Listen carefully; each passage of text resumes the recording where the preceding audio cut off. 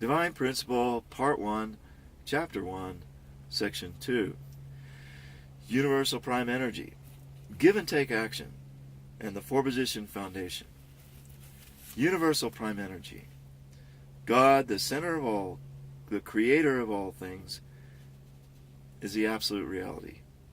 Eternal, self-existent, and transcendent of time and space. The fundamental energy of God's being is also eternal, self-existent, and absolute. It's the origin of all energies and forces that allow created beings to exist. We call this fundamental energy universal prime energy. Give and take action. Through the agency of universal prime energy, the subject and object elements of every entity or being form a common base and enter into interaction. This interaction, in turn, generates all the forces the entity needs for existence, multiplication, and action. The interaction generating these forces through this process is called give and take action, or giving and receiving action. Universal prime energy and the forces generated by give and take action are in a reciprocal relationship of cause and result, internal and external, and subject partner and object partner. Universal prime energy may be thought of as a vertical force, while the forces generated by give and take action are horizontal forces. Let's examine in detail God and His creation in terms of universal prime energy and give and take action. God's universal prime energy directs His eternal dual characteristics to form a common base for their mutual relationship. They then engage in give and take action, and based on the forces generated by this give and take action, the dual characteristics construct the foundation for their eternal reciprocation. This is the foundation for God's existence, upon which God eternally exists, and generates all the forces needed to create and sustain the universe. In the created universe, the dual characteristics that make up each being are empowered by universal prime energy to establish a common base. They then engage in give and take action, and based on the forces generated by this give and take action, the dual characteristics construct a foundation for their continued reciprocation.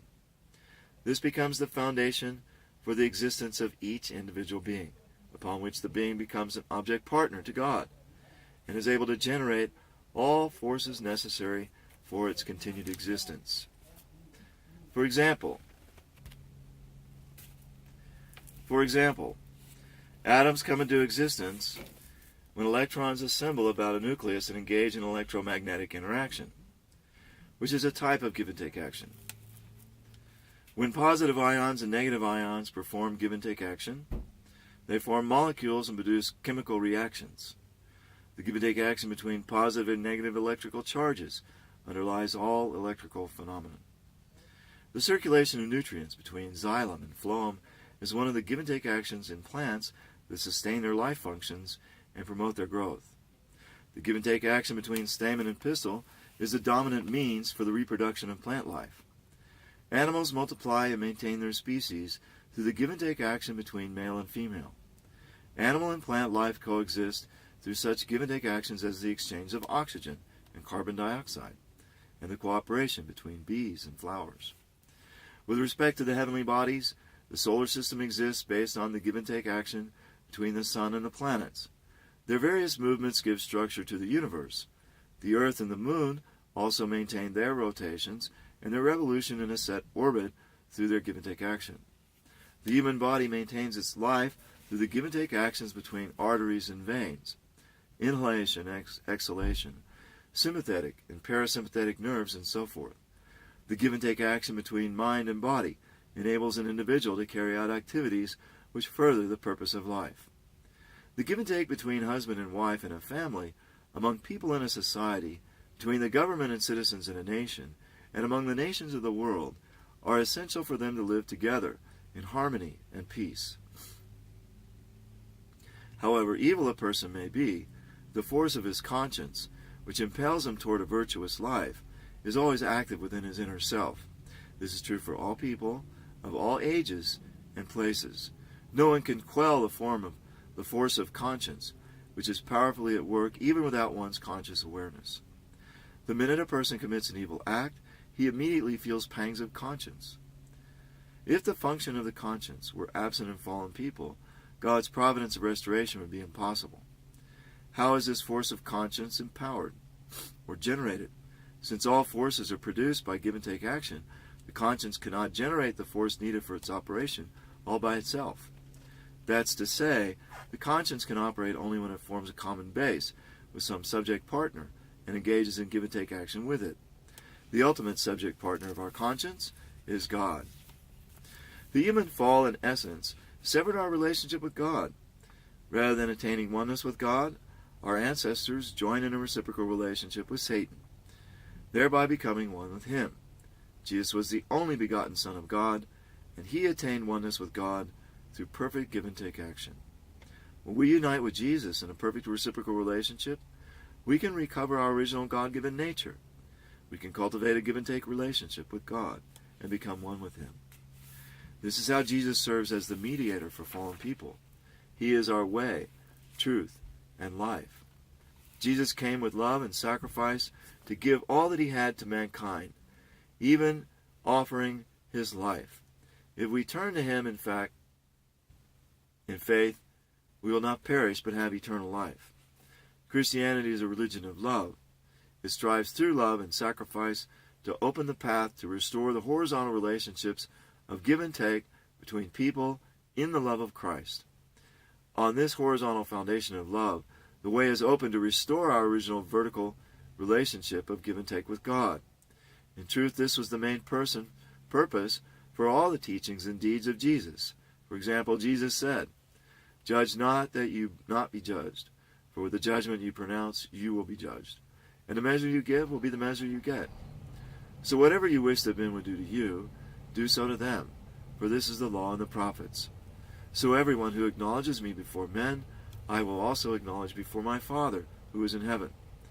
He who receives a prophet because he is a prophet shall receive a prophet's reward.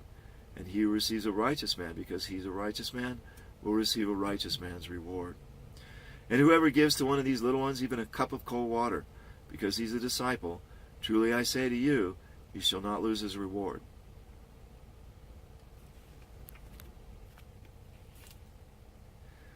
The four-position foundation, which realizes the three-object purpose through origin, division, union, action. Origin, division, union, action. The process of God's creation begins when the dual characteristics within God form a common base through the prompting of his universal prime energy. As they engage in give-and-take action, they generate a force which engenders multiplication.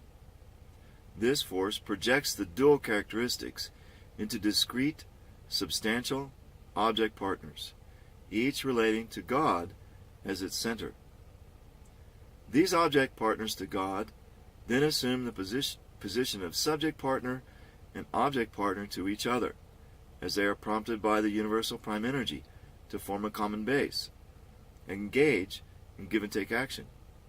They then join together in one harmonious union to form a new object partner to God. This whole process, in which out of God, the origin, two entities are separately manifested and reunited in oneness, is called origin, division, union, action. The three-object purpose. As a result of origin, division, union, action, four positions are formed. The origin at the center, the subject partner, and the object partner, distinct substantial object partners to the origin in the pattern after its dual characteristics, and their union. Any one of the four positions may assume the position of subject partner and engage the other three as its object partners, forming a communion of three object partners. When each of the four then acts as the subject partner and enters into give and take with the other three revolving around it, they fulfill the three-object purpose. The four-position foundation. When through origin, division, union action, the origin, the subject partner, and object partner projected from the origin, and their union all fulfill the three-object purpose, the four-position foundation is established. The original The original significance of the number 4 derives from the four-position foundation. The original significance of the number 3 also derives from it, because it's the fulfillment of the three-object purpose. The four-position foundation is realized by God, husband and wife, and children. They complete the three stages of origin, division, union, action. Hence, the four-position foundation is the root of the principle of three stages. Therefore, each of the four positions in the four-position foundation takes on three object partners in fulfilling the three-object purpose. In total, there are 12 object partners. Hence, from it derives the original significance of the number 12. The four-position foundation is the fundamental foundation of goodness. It's the realization of God's purpose of creation. It's the fundamental foundation for the life of all beings, providing all the forces necessary for their existence and enabling God to abide in them. Therefore, the four-position foundation is God's eternal purpose of creation. The mode of existence of the four-position foundation. All beings which have completed the four-position foundation by fulfilling the three-object purpose through origin, division, union, action move in a circular or elliptical or spherical path. As a result, they exist in three dimensions. Let's now investigate the reason for this. Through the origin, division, union, action, the dual characteristics of God are projected to form two distinct and substantial object partners, which interact with each other as subject and object partner. The object partner responds to the subject partner to form a common base, and begins give and take action around the subject partner, as they are held in balance by the force of giving, centrifugal, and the force of receiving, centripetal. The object partner revolves around the subject partner in a circular motion, and thus they become harmonious and unified. In the same manner, the subject partner becomes an object partner to God, revolving around God, and thus attaining oneness with Him. When the object partner becomes completely one with its subject partner, their union can stand before God as a new object partner, resembling his dual characteristics. Moreover, the way for any object partner to stand as an object partner before God is by making oneness with its subject partner. In this union of subject partner and object partner, the subject partner and object partner are themselves composed of dual characteristics. These, by the same principle of give and take action, carry on their own circular motion.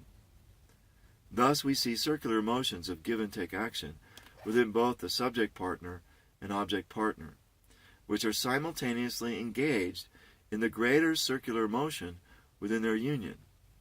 Although there are moments when the two levels of circular motion among the subject partner and object partners may happen to have orbits on the same plane, in general, because the angle of revolution around the subject partner is constantly changing, this circular movement becomes a spherical movement. In short, all beings which have completed the four-position foundation carry on circular and spherical movement, and hence their mode of existence always becomes three-dimensional. Let's take the solar system as an example. The planets, standing as object partners to the Sun, each form a common base and engage in give and take action with the Sun through centripetal and centrifugal forces. Revolving around the Sun in elliptical orbits, the planets attain harmony and oneness with the Sun to form the solar system. At the same time, the planet Earth, as a composite body of dual characteristics, rotates on its own axis. This is also true of the Sun. and the rest of the planets. They are in continuous rotation on their own axes, because they too are composite bodies of dual characteristics. The orbits caused by give-and-take action in the solar system do not occupy exactly the same plane. Rather, due to the varied angles of their orbits and rotations, the solar system exhibits spherical motion in 3 dimensions. Likewise, all heavenly bodies exist in 3 dimensions by virtue of their circular and spherical movements. When the countless heavenly bodies carry on give-and-take action with each other, they form one body, and thereby give structure to the universe. The universe exists in 3 dimensions, as, governed by the same principle, its elements engage in spherical movements. When an electron forms a common base with a proton and engages in give-and-take action, it moves about the proton in a spherical, or otherwise, 3-dimensional pattern. Thus they unite and form an atom, hydrogen. The electron and the proton are themselves composed of dual characteristics that cause them to spin in continuous rotation.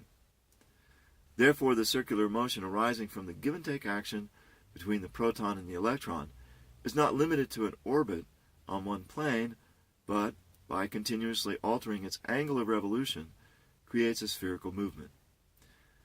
Through spherical movement, the atom thus exists in 3 dimensions. By the same token, the magnetic force between positive and negative poles causes electrically charged particles to precess in spherical movement. Let's consider the example of human beings. As the object partner to the mind, the body establishes a common base with the mind and engages in give-and-take action with it. Figuratively speaking, the body then revolves around the mind and attains complete oneness with it. If and when the mind stands as an object partner before God and revolves around Him, resonating in oneness with Him, and when the body becomes one with this mind, the individual will resemble God's dual characteristics, and thus stand as God's embodied object partner. Thereupon, the person fulfills the purpose of creation. The mind and body are also each composed of dual characteristics, so they carry on continuous movement within themselves. Thus, the circular movement produced by the give-and-take dynamic between mind and body ceaselessly alters the angle of revolution around God and becomes spherical. People who realize the purpose of creation exist as 3-dimensional beings who always lead their lives in spherical relationships centered on God. This is how they can attain mastery even over the incorporeal world.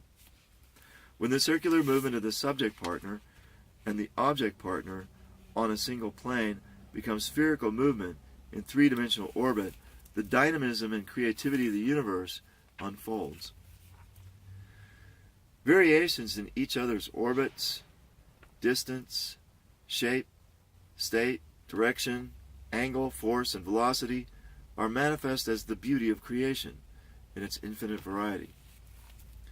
Just as all beings have internal nature and external form, there's a type of spherical motion that corresponds to internal nature and a type that corresponds to external form. Likewise, there is a center of motion that corresponds to internal nature and a center that corresponds to external form. These two centers have the same relationship as that between internal nature and external form. What's the ultimate center of all these spherical movements? Human beings are the center of all created beings, all created things, which are embodied object partners to God's dual characteristics and symbol. God is the center of human beings.